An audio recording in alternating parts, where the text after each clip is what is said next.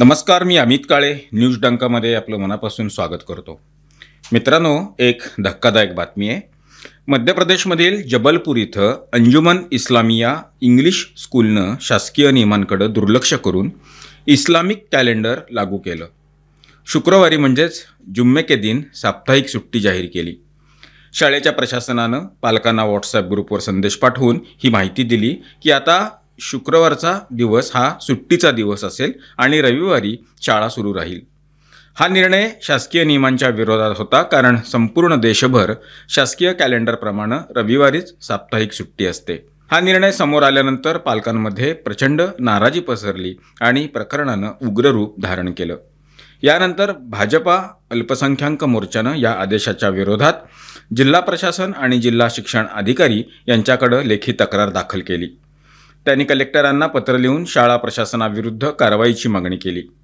माध्यमांच्या अहवालानुसार तक्रारीनंतर शिक्षण विभागाची टीम शाळेत पोचली आणि मुख्य दरवाजावर लावलेलं कुलूप तोडण्यात आलं. चौकशीनंतर अंजुमन इस्लामिया बोर्डाच्या पदाधिकाऱ्यांनी आपली चूक मान्य केली आणि शुक्रवारच्या सुट्टीचा दिवशीचा जो आदेश काढण्यात आलेला होता तो आदेश रद्द केला. शाळेचे व्यवस्थापक अन्नू अनवर यांनी सांगितलं की शुक्रवारच्या जुम्म्याच्या नमाजामुळं अनेक विद्यार्थी शाळेत येत नसत, त्यामुळं हा निर्णय शाळा समितीनं घेतलेला होता. त्यांनी पुढं असंही सांगितलं की आता लोकांना या निर्णयाबद्दल आक्षेप असल्यानं तो आदेश तात्काळ मागे घेण्यात आला असून शाळा पूर्वीप्रमाणेच रविवारी सुट्टी ठेवेल. आता जाऊ राजस्थानमध्ये. राजस्थानमध्ये दहशतवाद विरोधी पथकानं मोठी कारवाई करत 4 जिल्ह्यातून 5 संशयितांना ताब्यात घेतलंय. या सर्वांवर दहशतवादी संघटनांच्या निधी पुरवठा जाळ्याशी संबंधित असल्याचा संशय आहे. मिळालेल्या माहितीनुसार ATSनं जोधपूरच्या चौखा येथील अरेबिया मदरसामधून मौलवी अयूबला ताब्यात घेतलंय. चौकशीत समोर आलं की अयूब मागील 13 वर्षांपासून त्या मदरशात मौलवी म्हणून कार्यरत होता आणि तो उर्दू आणि धार्मिक शिक्षण देत होता. चौकशीच्या भीतीनं मदरशातील इतर शिक्षक आणि नमाजी अयूबविषयी काहीही बोलण्यास टाळाटाळ करत होते. ATSनं अयूबचे चौपासनी परिसरातील घर सील केले, जिथं त्याची पत्नी आणि मुलं राहत होती. पथकानं त्याच्या खोलीतून धार्मिक पुस्तकं आणि काही महत्त्वाचे दस्तावेज जप्त केलेले आहेत. याशिवाय ATSनं सांचौरच्या मोहर्रम चौक येथील एका मदरशातून मौलवी उस्मानलाही ताब्यात घेतलंय. उस्मान गेली 10 वर्ष त्या मदरशात धार्मिक शिक्षण देत होता. सर्व संशयितांची सखोल चौकशी सुरू आहे, जेणेकरून त्यांच्या निधी पुरवठा नेटवर्कचा संपूर्ण पर्दाफाश करता येईल. आता जाऊ अमेरिकेत. अमेरिकेचे उपाध्यक्ष JD व्हेन्स यांनी त्यांच्या हिंदू पत्नी उषाबाला चिलुकुरी यांनी ख्रिस्ती धर्म स्वीकारावा अशी इच्छा व्यक्त करून अमेरिकेत मोठा वाद निर्माण केला आहे. त्यांच्या या विधानामुळं संतापाची लाट उसळली आहे, कारण त्यांनी पत्नीला अज्ञेयवेदी म्हटलं असून तिच्या हिंदू श्रद्धेला मान्यता देण्यास नकार दिला आहे. हीच ती धक्कादायक गोष्ट आहे. उषाबाला यांनी देखील यापूर्वी सांगितलं होतं की त्यांचा हिंदू धर्म त्यांच्या सुंदर संस्कारांचा आधार आहे आणि त्याच धर्मानं त्यांच्या पालकांना उत्तम माणूस बनवण्यात भूमिका बजावली. घडलं असं की काही वर्षापूर्वी ज्या JD व्हेन्स यांनी आपल्या हिंदू पत्नीच्या धर्माबद्दल अभिमानानं सांगितलं होतं, तेच आता असं म्हणतायत की त्यांच्या पत्नीनं ख्रिस्ती धर्म स्वीकारावा असं वाटतं. कारण काय आहे तर अमेरिकेत सतत काही लोक उषाबाला यांच्या धर्मावर प्रश्न उपस्थित करतायत. काही काळापूर्वी उषा यांनी मेघन मॅककॅन यांना दिलेल्या मुलाखतीत स्पष्ट सांगितलं होतं की त्यांना ख्रिस्ती बनण्यात कोणतीही रुची नाही. त्या आपल्या मुलांना भारत आणि भारतीय संस्कृतीबद्दल शिकवतात. त्यांच्या या विधानानंतर अमेरिकेतल्या काही कट्टर गटांनी त्यांच्यावर निशाणा साधला. हिंदू धर्माची टिंगलसुद्धा केली. देवदेवतांवर प्रश्न उपस्थित केले. अशावेळी JD व्हेन्स यांनी आपल्या पत्नीचा बचाव करण्याऐवजी कट्टरपंथी विचारसरणीसमोर ते नतमस्तक झाल्याचं दिसतं. आश्चर्य म्हणजे जेव्हा उषाच्या हिंदू धर्माचा उपयोग व्हेन्स यांच्या प्रचारासाठी होत होता तेव्हा तिच्या धर्माबद्दल काहीच अडचण नव्हती. पण जेव्हा ख्रिस्ती कट्टरपंथींनी त्यांना लक्ष करायला सुरुवात केली तेव्हा त्यांनी पत्नीची ओळख आणि तिची श्रद्धा दोन्ही बाजूला ठेवून स्वतःची राजकीय प्रतिमा वाचवण्याचा प्रयत्न केला आहे. व्हेन्स यांनी अमेरिकेत वाढत असलेल्या भारत विरोधी आणि हिंदू विरोधी मानसिकतेला विरोध करण्याऐवजी त्या प्रवाहाला समर्थन दिले. हेच सर्वात धक्कादायक आहे.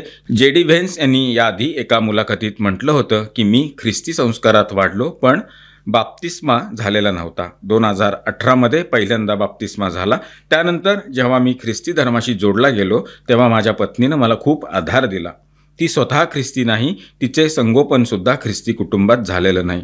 पण तरी तिनं माझ्या निर्णयात मला साथ दिली. फॉक्स न्यूजला दिलेल्या मुलाखतीत त्यांचं हे विधान आज त्यांच्या सध्याच्या वर्तनाशी पूर्णपणे विसंगत वाटतं. आता ते मेक अमेरिका ग्रेट अगेनच्या नावाखाली ख्रिस्ती कट्टरपंथ्यांना प्रोत्साहन देत आहेत. भारतीयांवरील वाढत्या हिंसेबद्दल त्यांनी एक शब्दही उच्चारलेला नाही. पण स्वतःच्या पत्नीच्या धर्मांतराची इच्छा व्यक्त करून त्यांनी स्वतःच्या कुटुंबावर आणि भारतीय अमेरिकन समाजावर खोल परिणाम करणारं पाऊल उचललं आहे. पूर्वांचलमध्ये अनेक जिल्ह्यात धर्मांतराचा एक नवा ट्रेंड समोर आला आहे. आता ख्रिस्ती मिशनऱ्या धर्मांतर घडवून आणताना लोकांना आपलं नाव किंवा आडनाव बदलण्यास सांगत नाहीत. लोक आपली ओळख, जात आणि सरकारी कागदपत्र तीच ठेवतात, पण धर्म मात्र बदललेला असतो. हे असं का केलं जातं? कारण त्यामुळं सरकारी योजना, आरक्षण आणि इतर सुविधांचा लाभ पूर्वीप्रमाणेच मिळतो आणि कुणालाही संशयसुद्धा येत नाही. चौकशीत असं उघड झालं की आता मिशनऱ्या उघडपणे धर्मप्रचार करत नाहीत, स्थानिक लोकात मिसळून गुप्तपणे धर्मांतर घडवतात. यासाठी त्यांनी अशा कार्यकर्त्या, स्थानिक स्त्रिया आणि काही दलाल यांना जोडलेलं आहे. जौनपूरमधील एका अशा कार्यकर्तीनं स्वतः धर्मांतर केलं आणि आता ती इतरांना जोडण्याचं काम करते. ती म्हणाली, ओळख तीच आहे, फक्त एक लॉकेट घातलं ते कपड्याच्या आत लपवलेलं असतं.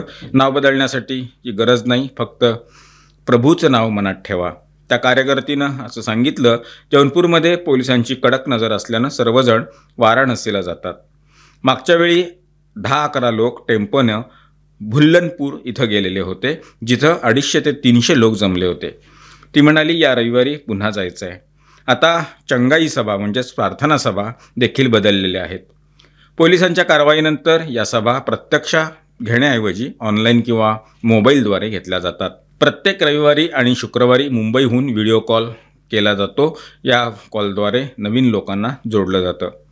तपासात उघड झालं की गरीब, दलित आणि मागासवर्गीय लोकांना लक्ष्य केलं जातं.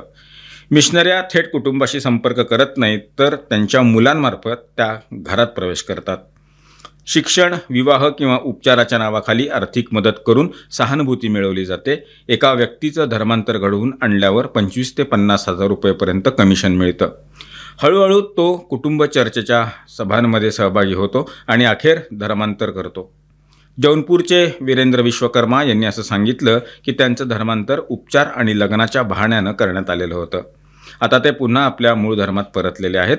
ते म्हणाले, प्रत्येक गुरुवारी सकाळी आणि संध्याकाळी सभा होते, जिथं लोकांना येशूच्या नावानं पाणी प्यायला दिलं जाईल आणि नावं रजिस्टरमध्ये नोंदवली जातात. जौनपूर पोलिसांनी यावर्षी धर्मांतराच्या 4 केसेस दाखल केल्यात आणि अनेकांना अटकसुद्धा केली आहे. SP डॉक्टर कौस्तुभ म्हणाले, जिथं लोभ किंवा लालच देऊन धर्मांतर केलं जातं तिथं छापे टाकून कठोर कारवाई केली जाते. तथापि पोलिसांच्या कडकपणानंतर मिशनऱ्यांनी आणखीन एक चलाखी दाखवलेली आहे. आता त्या सरनेम बदलत नाहीत, त्यामुळं सरकारी नोंदींमध्ये व्यक्ती हिंदूच दिसतो आणि आरक्षण तसंच सरकारी लाभ मिळत राहतात. असाच प्रकार छत्तीसगडच्या कोरबा आणि जांजगीर जिल्ह्यांमध्ये आढळला आहे. तिथं महिला प्रचारक स्वतःची खरी ओळख लपवून चंगाई सभाच्या नावाखाली महिला आणि मुलींना धर्मांतरासाठी प्रवृत्त करत होत्या. त्याआधी मैत्री करत, मग आजारी किंवा त्रासलेल्या महिलांना प्रार्थनेद्वारे मुक्तीचं आश्वासन देत. महिला चर्चला जाऊ लागल्यानंतर त्यांना अर्ज भरायला लावला जाई आणि प्रत्येक रविवारी प्रभूची प्रार्थना करण्याची शपथ दिली जाई. 90% महिला हळूहळू ख्रिस्ती धर्म स्वीकारत, तर 10% लाभ न दिल्यानं परत येत होत्या. मित्रांनो, या व्हिडिओच्या माध्यमातून मांडण्यात आलेले विषय आपल्याला कसे वाटले याबद्दलची आपली मतं, आपल्या प्रतिक्रिया कमेंट बॉक्समध्ये लिहून अवश्य कळवा. व्हिडिओ आवडला असल्यास तो लाईक करा, जास्तीत जास्त लोकांच्यापर्यंत शेअर करा, आपल्या मित्रपरिवारात शेअर करा आणि आमचं चॅनल आठवणीनं सबस्क्राईब करायला विसरू नका. धन्यवाद आणि नमस्कार.